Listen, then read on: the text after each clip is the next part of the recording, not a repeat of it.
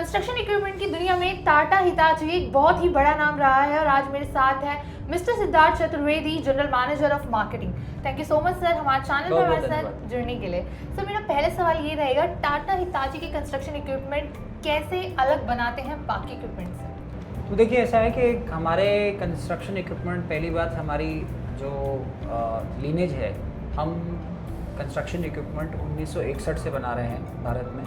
और हम टाटा मोटर्स के डिवीज़न थे, तो हमको कस्टमर्स के साथ में काम करने का बहुत लंबा अनुभव है। और उसके बाद में 1999 में कंपनी अलग हुई, फिर हमारा हिताची के साथ में एक जॉइंट वेंचर बना, और वो जॉइंट वेंचर के होने की वजह से नए मॉडल्स और हिताची की जो सूझबूझ है नए प्रोडक्ट्स और नए एप्लीकेशंस के लिए वो लाने का जो हमारे पास में अनुभव रहा है, तो उन दोनों को जोड़ के उनका समन्वय जो है वो हमको वो अनुभव प्राप्त उससे हुआ है, जिससे हम आज की समय में जो है वो मशीनें वैसी ला सकते हैं जो कि हमारे कस्टमर्स को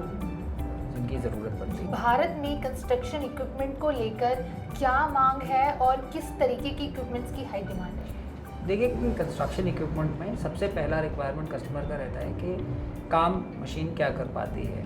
तो कितना प्रोडक्शन देती है, या किन तरह के कामों को करने में सक्षम है। जैसे छोटी मशीन है, यदि उस मशीन को हम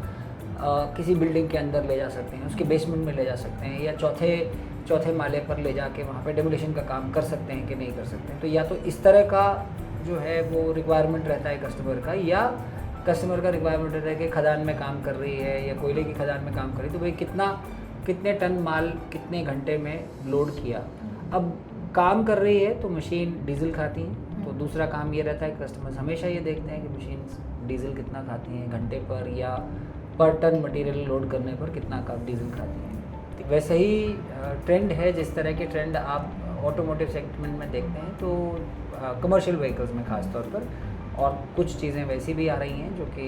एस्थेटिक्स को लेकर आती हैं। बट मोटे तौर पर अगर हम बात करें तो आप देखेंगे जो कस्टमर्स इस बिज़नेस में लंबे समय से जुड़े हुए हैं, उनको इन मशीनों के रखरखाव, इन मशीनों की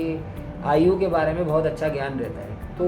जिन कस्टमर्स को मालूम है कि टाटा हिताची की मशीनों की आयु अच्छी रहती है, उनकी ड्यूरेबिलिटी अच्छी रहती है, तो वो मशीनें आपको मिलेंगी, वो काम करती हुई आपको दिखाई देंगी, तो उनको कस्टमर्स प्रेफर करते हैं।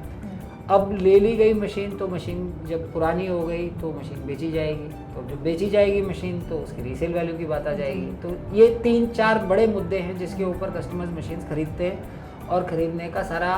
आकलन लगाते हैं। आने वाले टाइम में क्या और ज़्यादा एक्सपेंशन हम ईवी लाइन में देख तो सकते हैं? ईवी लाइन्स का हो रहा है, क्योंकि क्या है कि मशीनें डीजल, जैसा आप जानती हैं कि खासतौर पे भारत में डीजल या पेट्रोल जो है वो सब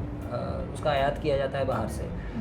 तो कस्टमर्स हमेशा खोजते हैं ऐसी मशीन जिसमें डीजल की खपत कम से कम, क्योंकि डीजल का खर्चा जो मशीन को चलाने का लगभग 50 से 60% खर्चा होता है। मशीन को हर घंटे में चलाने का खर्चा जो है वो ये होता है, खरीदने का जो खर्चा है वो कम रहता है, चलाने का खर्चा ज़्यादा रहता है डीजल का। तो कस्टमर कोशिश करते हैं कि भाई किस तरह से हम मशीनों का चलाने का खर्चा कम करें। तो बिजली से चलने वाली जो मशीनें हैं, चाहे वो बैटरी वाली मशीनें हैं, चाहे वो बिजली के तार से कनेक्टेड बिजली मशीन चलने वाली हों, दोनों मशीनों में चलाने की जो लागत है वो बहुत हद तक कम हो जाती है डीजल मशीनों के मुकाबले। पर अभी इसमें यह है कि दाम कम हो जाते हैं, पर ख़रीदने की जो लागत है वो ज़्यादा रहती है। अभी तो ज़्यादा ही है, अभी उन मशीनों का दाम जो है वो डीजल मशीनों के बराबर नहीं आया है। तो ये एक ईंधन वाली बात हो गई, सुरक्षा की बात हो गई। और सर आपको लगता है कि आने वाले टाइम में जो ईवी मशीन्स हैं वो ओवर पावर करने वाली है डीजल से? देखिए, ओवर पावर तो मैं नहीं कहूँगा, ये इस तरह का एक ट्रेंड है जो कि चल रहा है। ईवी मशीनें कुछ चीज़ों में ज़्यादा कुछ चीज़ों में और कुछ एप्लीकेशन में ज़्यादा अच्छा काम करती हैं, इसमें कोई दो राय नहीं है। और जैसे इसी की वजह से सब मैन्युफैक्चरर्स आज ईवी मशीनें दिखा रहे हैं आपको। और यदि जैसे आप बैकहो लोडर है जो कि आज यहाँ है, कल किसी और साइट पे 20 किलोमीटर दूर है, 30 किलोमीटर दूर है,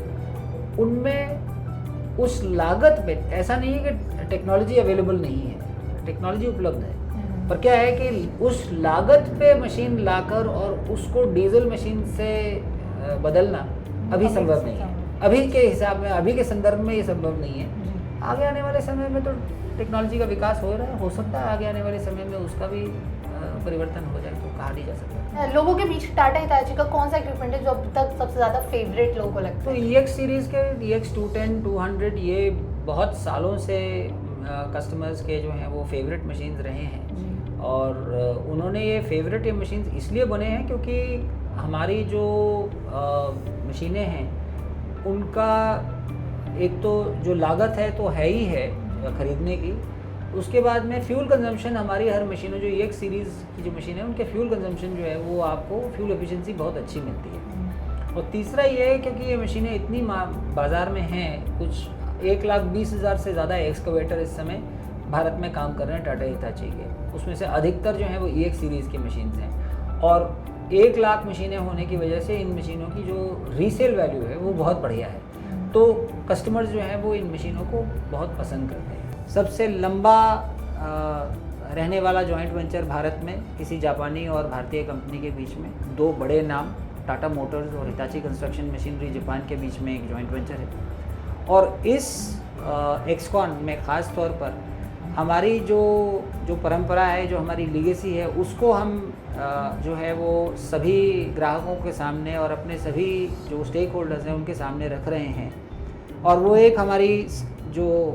ब्रांड कैंपेन है वो आप देखेंगे, दैट इज़ रिलायबल ऑरेंज, जिसके बारे में हम बात कर रहे हैं। और रिलायबल ऑरेंज का अर्थ यही है कि हमारी मशीनें ड्यूरेबल हैं, रिलायबल हैं और उनमें क्वालिटी और गुणवत्ता उसमें आप पाएंगे। ये ड्यूरेबिलिटी, क्वालिटी, रिलायबिलिटी एक पूरे प्रोसेस का समन्वय है अगर आप उसको देखें, क्योंकि एक मशीन को बनाने के लिए पहले उसके डिज़ाइन की आवश्यकता होती है, फिर डिज़ाइन के बाद उसको मैन्युफैक्चर किया जाता है, तो उसमें मैन्युफैक्चर में जो कल पुर्जे लगते हैं उसकी रिलायबिलिटी का जो है वो आकलन किया जाता है, फिर मैन्युफैक्चर करने का क्या प्रोसेस है उसको देखा जाता है, फिर मशीन को आपने ख़रीदा